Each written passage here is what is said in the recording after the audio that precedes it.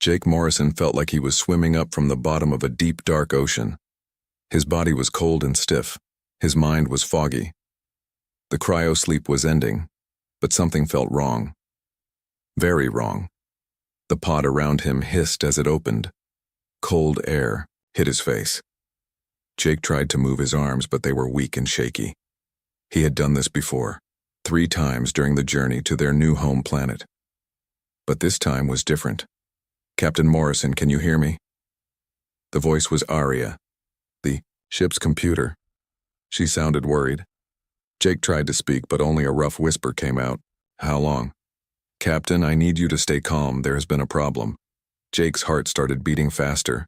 He forced himself to sit up in the pod. Around him, other pods were opening too. He could hear people coughing and gasping as they woke up. "Area. How long were we asleep?" The computer was quiet for a long moment. 870,000 years, Captain." Jake thought he heard wrong. "Say that again." 870,000 years, 3 months, and 12 days. The words hit Jake like a punch to the stomach. He looked around the cryo bay.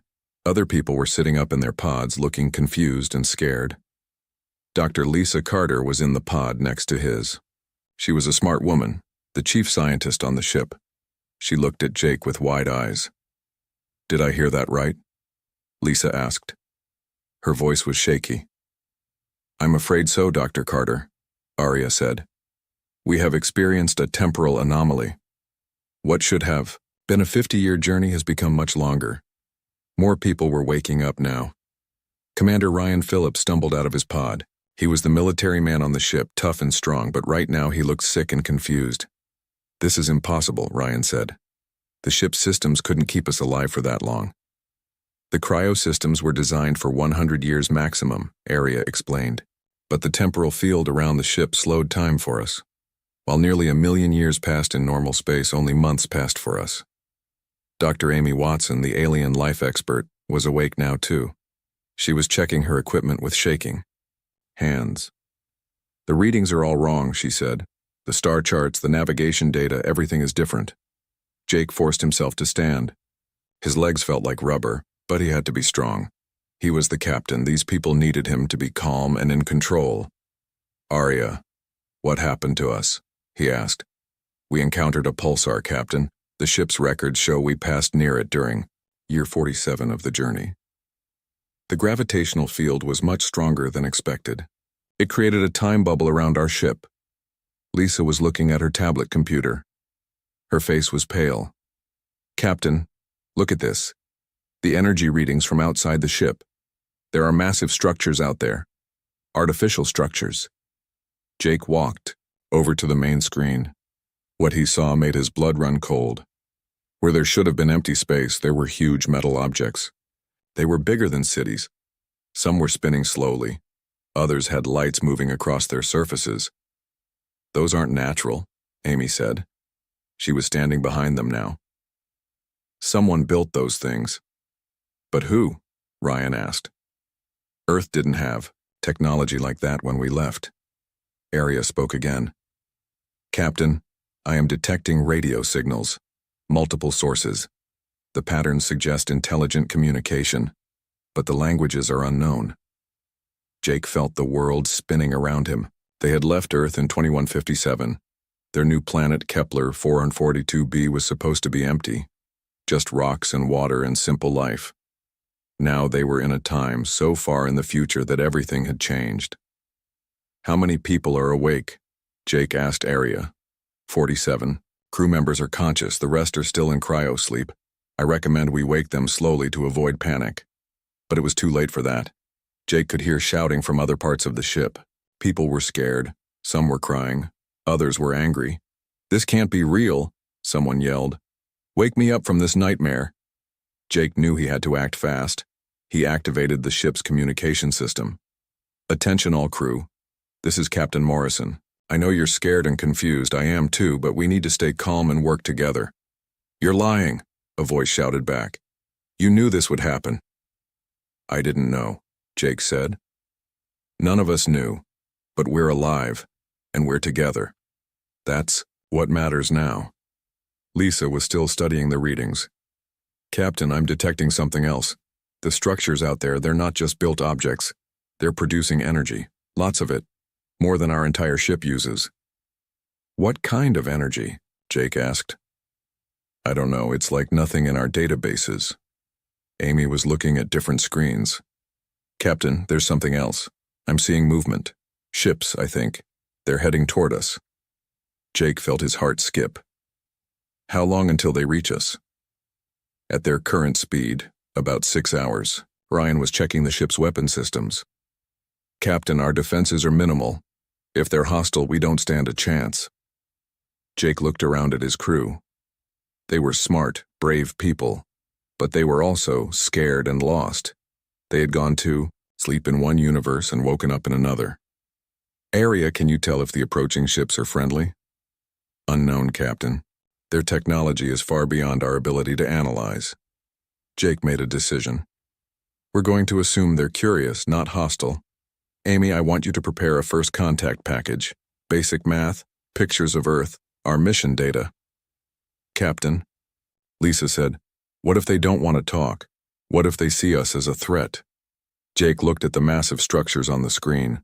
Whatever civilization built those things had power beyond his imagination. If they wanted to destroy one small human ship, they could do it easily.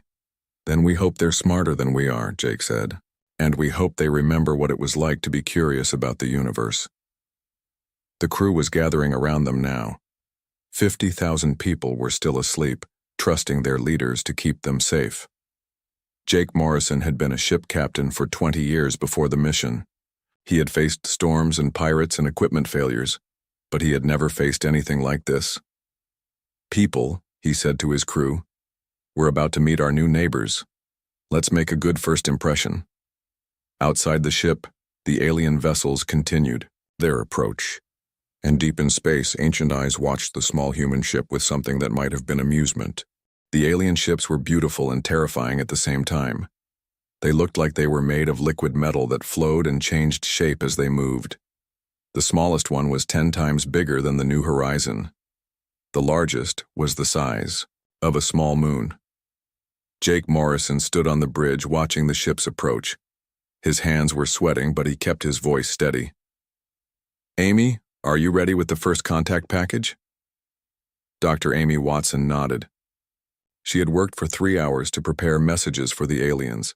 Simple math, pictures of Earth, and basic information about humanity. Ready, Captain, but I don't know if they'll understand any of it. Arya, any change in their approach? Jake asked. No, Captain. They are maintaining steady speed.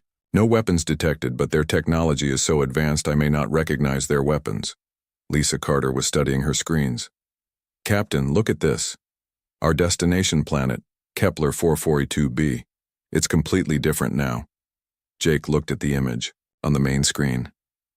The planet they had traveled almost 1 million years to reach was no longer a blue and green world. It was covered in lights. Massive structures reached up from the surface into space. The entire planet looked like one giant city. They turned the whole planet into a city, Ryan Phillips said. He sounded amazed and worried at the same time. Not just the planet, Lisa said. Look at the whole system. Jake's eyes widened. The star system was full of artificial structures. Giant rings surrounded the star, collecting its energy.